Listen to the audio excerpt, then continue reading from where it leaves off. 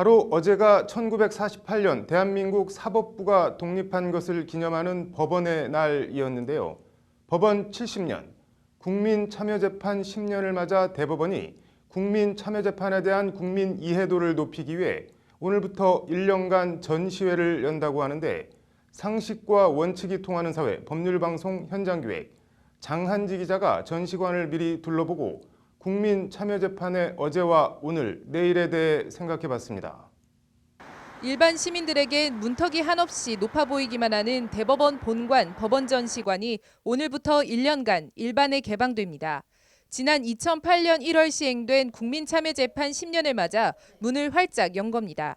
전시장에서는 국민참여재판의 이해를 돕기 위해 재판정의 피고인석 등을 재현해 놓은 공간, 체험 수기 애니메이션, 참여했던 국민들의 인터뷰 영상 등을 볼 수 있습니다.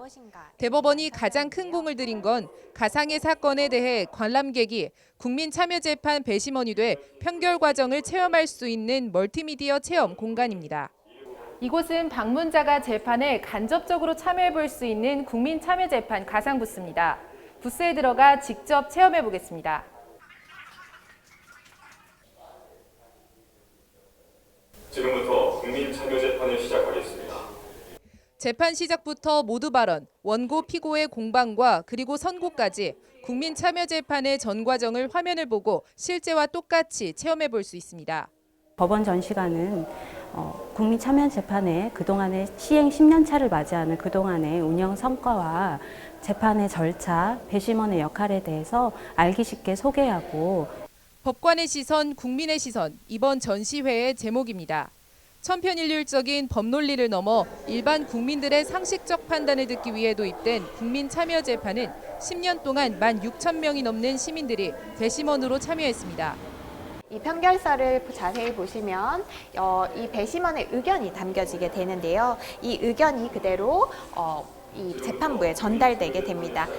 지금까지 1심에서 1,972건의 사건이 국민참여재판으로 진행됐는데 범죄 유형별로 보면 살인이 24%로 가장 많고 강도 16%, 성범죄 15%, 상해가 5%, 기타 40% 등입니다.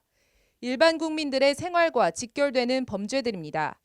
최근엔 유흥업소 화장실에서 가수 박유천에게 성폭행을 당했다고 무고한 혐의로 재판에 넘겨진 여 종업원이 국민참여재판을 통해 무죄를 선고받은 바 있습니다.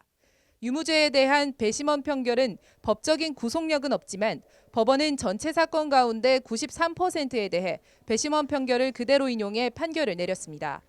시민들의 상식적인 판단을 재판부가 거의 대부분 인용한 겁니다. 더 눈에 띄는 건 항소심 파기율입니다. 국민참여재판 배심원 결정에 불복한 항소심 파기율은 29.3%, 전국 고등법원 형사합의사건 파기율 41%보다 훨씬 낮은 수치입니다. 1심에서 판사들이 판단한 것보다 국민참여재판으로 진행된 재판이 항소심에서도 같은 판단을 더 많이 받는다는 얘기입니다. 김명수 대법원장 후보자도 어제 인사청문회에서 국민참여재판의 이런 순기능을 적극 감안해 민사재판에도 도입하는 방안을 검토하겠다고 말했습니다. 그러나 국민참여재판은 여러 가지 한계도 있습니다. 일단 배심원들이 하루 만에 모든 심리를 종결하고 평결을 해야 하는 부담이 있습니다. 문제점 중에 하나가 재판부나 그 배심원이 백지 상태에서 재판을 진행을 해야 되는데요. 또한 일부 재판부는 배심원단의 결론하고 다를 경우에 이 배심원들을 설득하려는 그런 경향도 보이고들 있어요. 이제 10살 된 국민참여재판이 명실상부한 국민참여재판이 되기 위해선 관련 법 제도 정비와 법원의 전향적인 노력, 국민의 적극적 참여가 두루 필요하다는 것이 전문가들의 한결같은 지적입니다. 법률방송 장한지입니다.